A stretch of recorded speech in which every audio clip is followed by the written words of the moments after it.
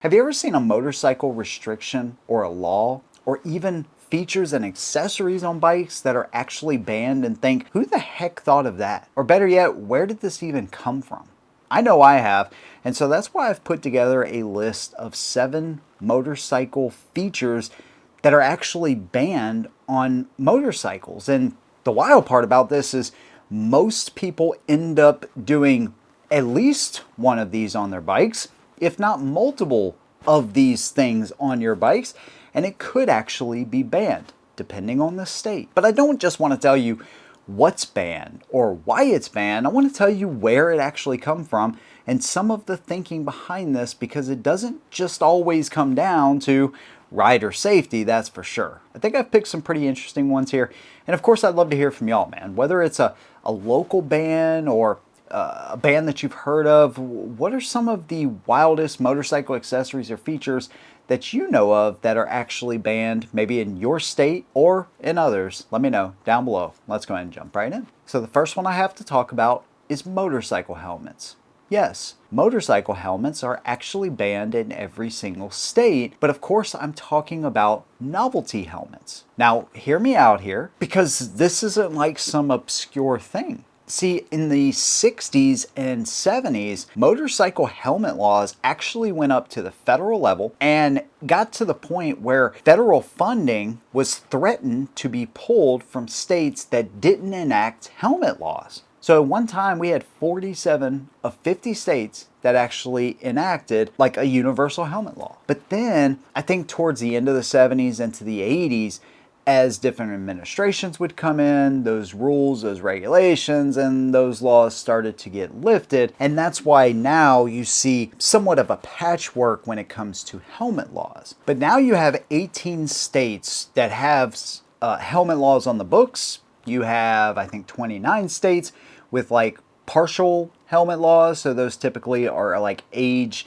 required, so if you're under 18 or under 21. And then I think you still have 3 states with like no helmet laws, one of which is Illinois, which is actually shocking that Illinois hasn't passed like a dozen laws around this, because that's something that they love to do up there. Regardless, I digress. It really is kind of a crazy story. So in the 60s and 70s, you have federal funding tied to motorcycle helmet laws. Then they're repealed towards the end of the 70s and into the 80s. And then in the late 80s and 90s, they did it again. And instead of a 10% funding for like highways and stuff on a federal level, they dropped it to like 3%. So if you didn't enact a helmet law, they would pull 3% of your funding for highways. Well, then it was repealed again by Congress, I think in 1995. So it's been a back and forth. And essentially this one did start with rider safety. You got to think the total economic impact of motorcycle accidents is estimated like $12 billion a year right here in the United States. People losing their lives, medical costs, losing jobs, out of work, right? Okay, so there's a big economic impact, and of course we all know the laws about helmets and how effective they are in crashes, right? Up to a 70% reduction in brain injuries. So that's where it comes from. But then, you know, once you have this kind of patchwork that goes into place where, you know, all the states kind of do their own thing, really, or really one of 3 choices: full helmet law, partial helmet law, or no helmet laws at all. Essentially, that has led to a big bump in helmets that are not necessarily like crash rated. They are simply there to meet the requirement of having a helmet on. And they're supposed to be DOT compliant, but some companies have figured out, hey, faking a DOT sticker is actually really easy. I didn't even know this was that big of an issue, to be totally honest with you, but it is. As a matter of fact, in 2013, the Highway Safety Administration actually updated what the stickers must say, how legible they are, where the stickers are located. They have to have multiple stickers now. They have to have different certifications or different language on there, right? It could still be DOT rated, but then it has to have this and that. It's got to be easier to see for law enforcement so they can determine whether your helmet is actually meeting the legal requirements in your state. And some states take it more serious than others, right? California, New York, they obviously will look for these things. Typically, I would think it's going to come up during a traffic stop not associated with a helmet, and then that could be something that's tacked on. Here's my take on it. Not wearing a helmet is really not a great idea, but you should have the choice to do either. Once you're an adult, we know the risks. There's only so much safety you can add into motorcycles, and I'm appreciative of some of the safety advancements that we've had, but forcing everybody to wear helmets, I just don't love the idea of doing that.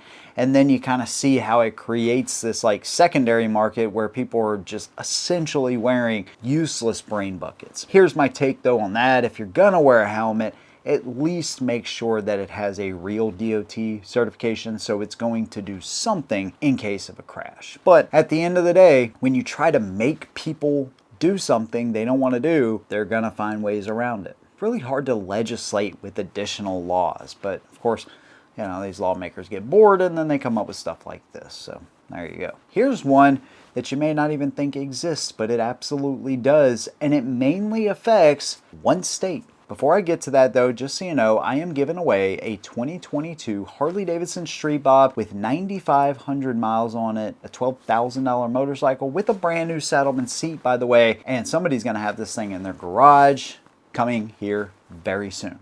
We've teamed up with Fan of Them, who's a small veteran-owned business, in order to bring you another awesome giveaway here. And this one is fantastic. Our giveaways are super simple, and the entry process is easy. We only run them for a short amount of time, and you're not dealing with thousands or tens of thousands of entries. The typical entry in our giveaways is like 300 to 500. So the odds are obviously increased exponentially. Like I said, super easy too. There's one link in the description of this video that will take you over where you can buy a piece of merch associated with or digital entries to increase your chances as well. Once you do that, you're entered, but you have to do that before May 5th. That's when we're cutting this thing off. 11:59 Pacific Standard Time is the deadline. So it is fast approaching. Again, super simple to enter, limited time to do so. When you do this too, by the way, you actually support my channel and what I do here. That keeps me independent and allows me to bring you these reviews and videos unbiased and unfiltered. Somebody is going to have a chance of putting this thing in the garage for less than a family of four going to a fast food restaurant. That is pretty freaking cool. So click the link, get yourself entered. Good luck to each and every one of you. So any radar detector people out there, this one is actually for you, but there's two sides to this coin: radar detectors and then jammers. One of which is actually a federal crime if you use it.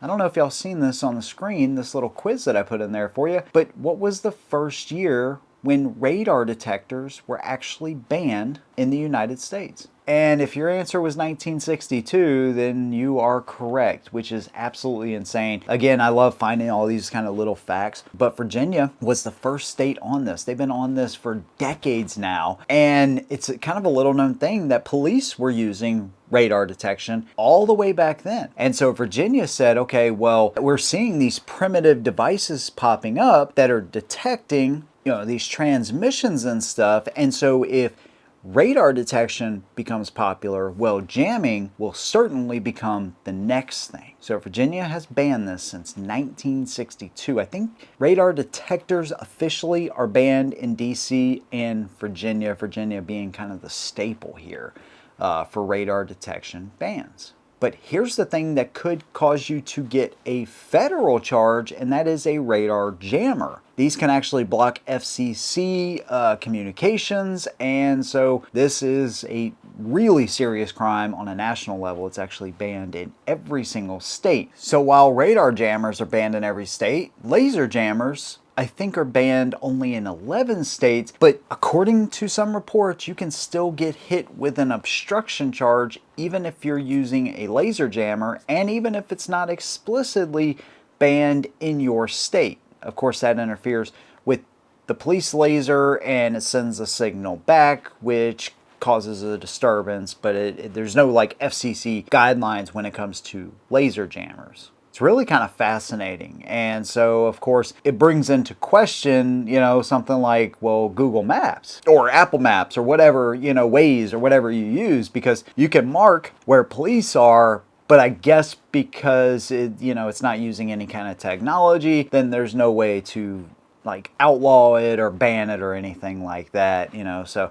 there's that. There's always kind of ways around it, and people will find a way around it, but I just thought that was interesting that the differentiation between radar detectors, radar jammers, and laser jammers is so wildly different, and the laws treat them all very differently. Now here's one that can be equally as confusing, but something we all interact with, and that is handlebars. There are several states that use different criteria when it comes to how they determine just how tall is too tall when it comes to handlebars. For instance, Florida says your shoulder height, so they use your body as the indicator for whether your handlebars are too tall. While a state like Georgia says, okay, you have 25 inches from where you sit in the seat to the top of the bar. Anything over that 25 inches is illegal. Actually, I had to look this one up because this one combines, you know, not only a physical measurement, but also your body as well. So in California, surprise, surprise, they say that your grips cannot be more than 6 inches above your shoulder height.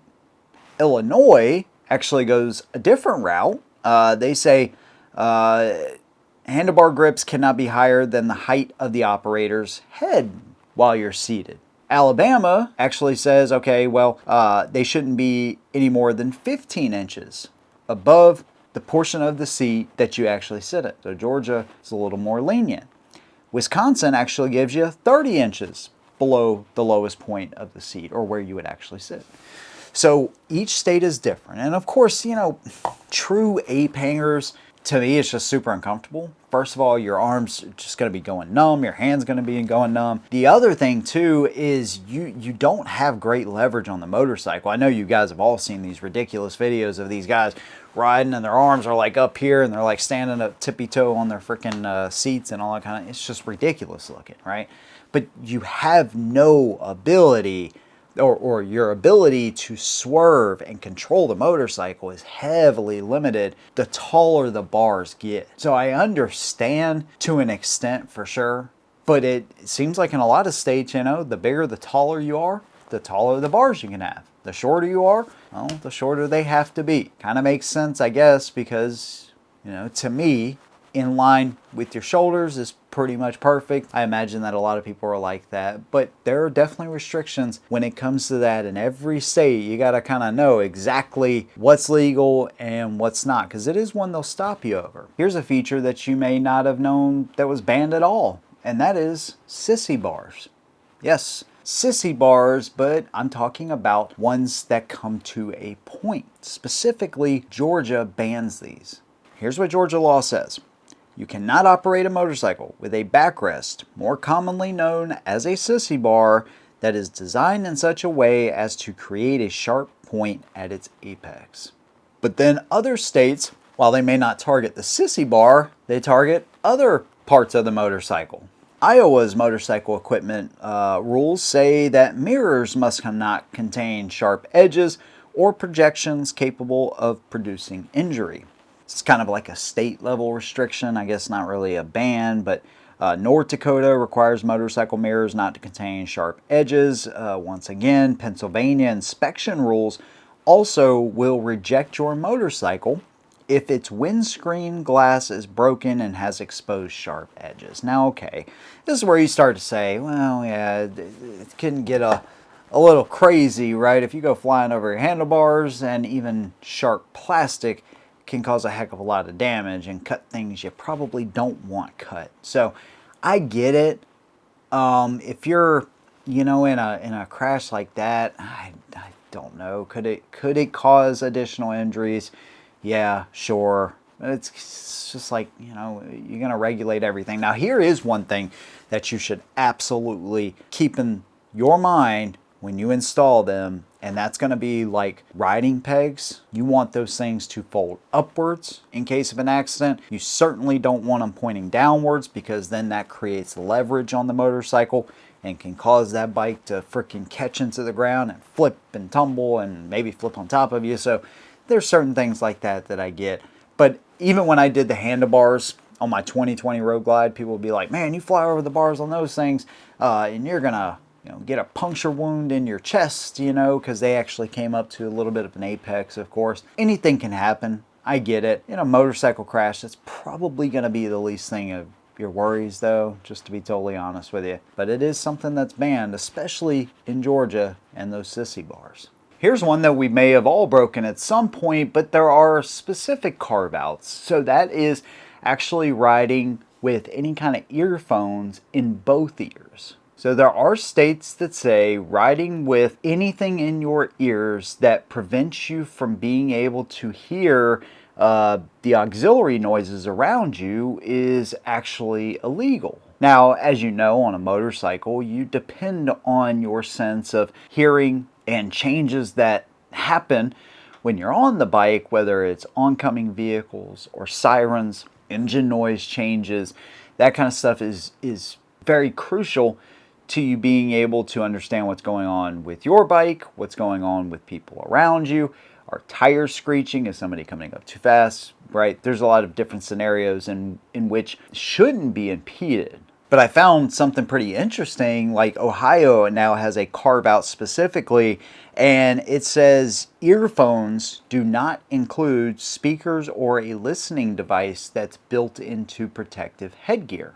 So one of the companies that we work closely with, Cardo, right? They have JBL speakers that attach on the inside of your helmet. That allows you to Bluetooth directly to your phone, listen to your music, make phone calls, receive incoming calls, voice controls. It even has over-the-air updates, so it makes it super simple to use. In addition to like the PackTalk Pro, which you can set up your emergency contacts, so it's always looking for your speed, sudden deceleration, has the bike been stopped for an amount of time?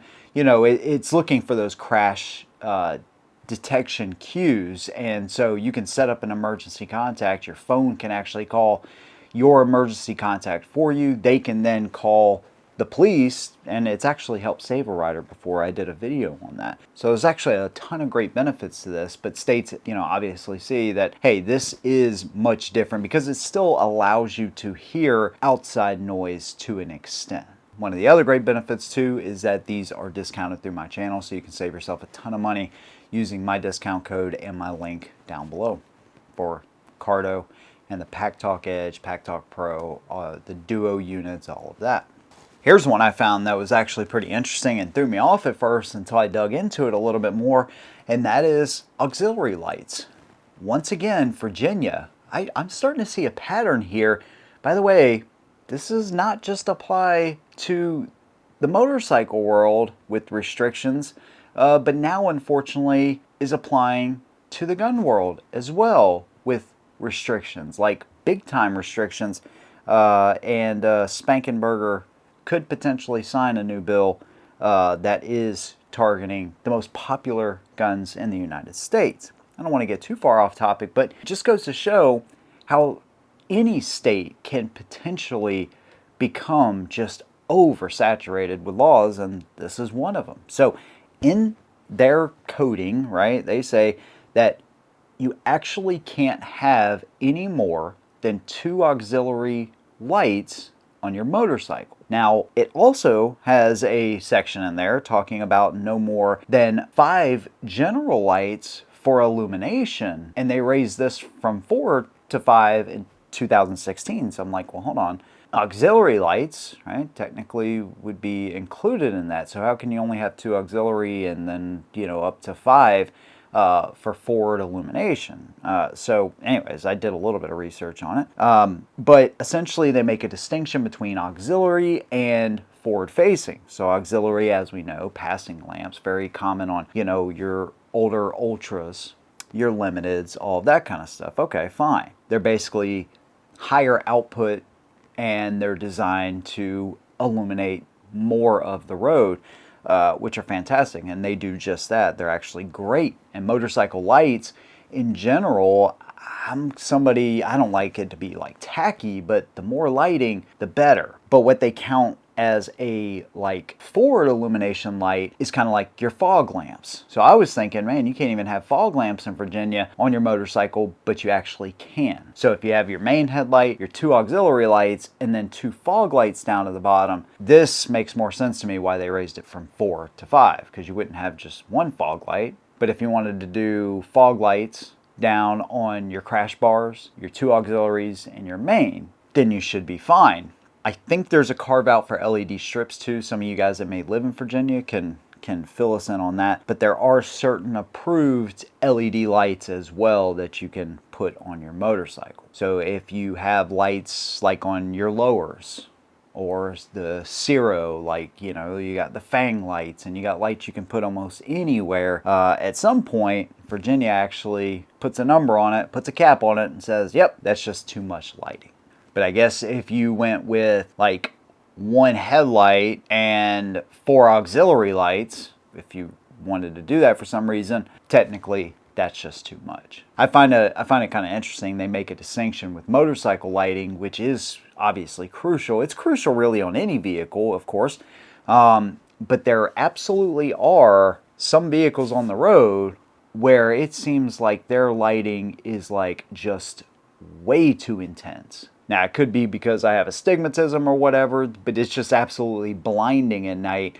I can't remember ever really passing a motorcycle and thinking, oh my God, that motorcycle's blinding me. But some trucks and SUVs, I've definitely thought that more than once. And the last one we want to talk about is fender eliminator kits. Now, technically, fender eliminator kits are not illegal. It's where you put your plates once you've eliminated that rear fender. Now, obviously, I get the whole point of a lot of fender eliminator kits. They look really ugly. It's the aesthetic, it's the ugly kind of sticking point to a lot of, I guess, sportier bikes.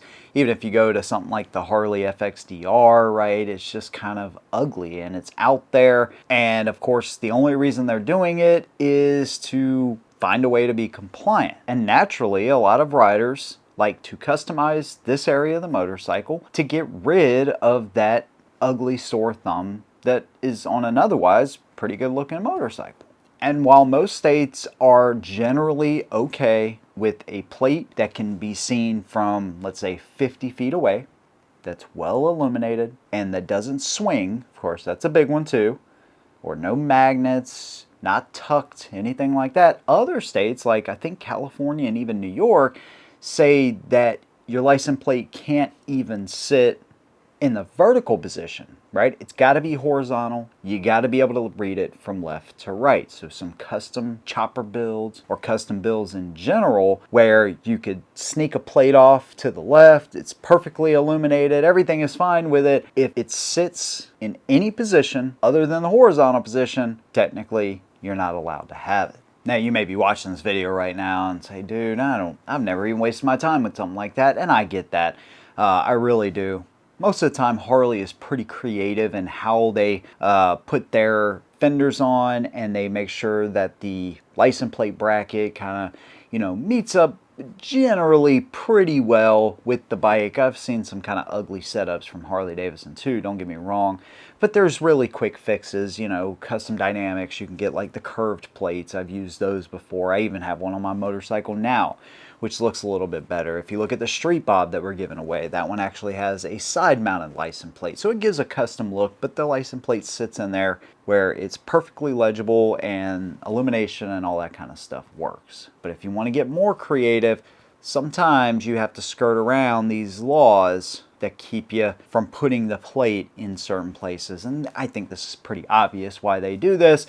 But if you're caught with anything that will allow you to tuck your plate really quick or remotely tuck your plate or try to get around tolls and things like that, yeah, you can be facing some pretty hefty fines. Matter of fact, I wanted to pull this up for you because I was like, holy crap. So California, right, this can be a misdemeanor, right? And they make a distinction between like just a dirty plate or one that's not ideally placed to intentionally trying to hide your plate, okay? So, you can get a misdemeanor charge. Well, in New York, it can be a misdemeanor if you're trying to evade those tolls, you can actually get criminal charges, heavy fines, and or vehicle impoundment. Texas, it's a misdemeanor, Class B misdemeanor according to them, which could carry up to 180 days in jail and fines up to $2,000. Illinois can actually escalate this up to a felony. If it's tied in any way to like fraud or toll evasion, yeah, they can definitely escalate it up. Most states, it looks like it's going as far as a misdemeanor, maybe a fine, possible impoundment. But the intent, of course, is something that's really hard to prove in most things. But in this case, if you have like a remote controlled flipper, your intent is obviously to get away from police officers, to not be able to keep your identity or the identity of your vehicle from being seen, or to skip out on tolls. So they can piece together a pretty incredible case against you depending on the extra equipment that you have. So just keep that in mind as well. All right, so even when it comes to motorcycles, dude, there's just tons and tons and tons of laws on the books. And one thing you may have noticed is there's always ways around it. These are some pretty wild ones, though. I'd love to hear your opinion, man. What is the craziest one from this list, maybe that you didn't know about, or maybe one in your state that's even crazier than any of these? Let me know down below. If you like what I do, consider subscribing. See you in the next one. And as always, hold them down.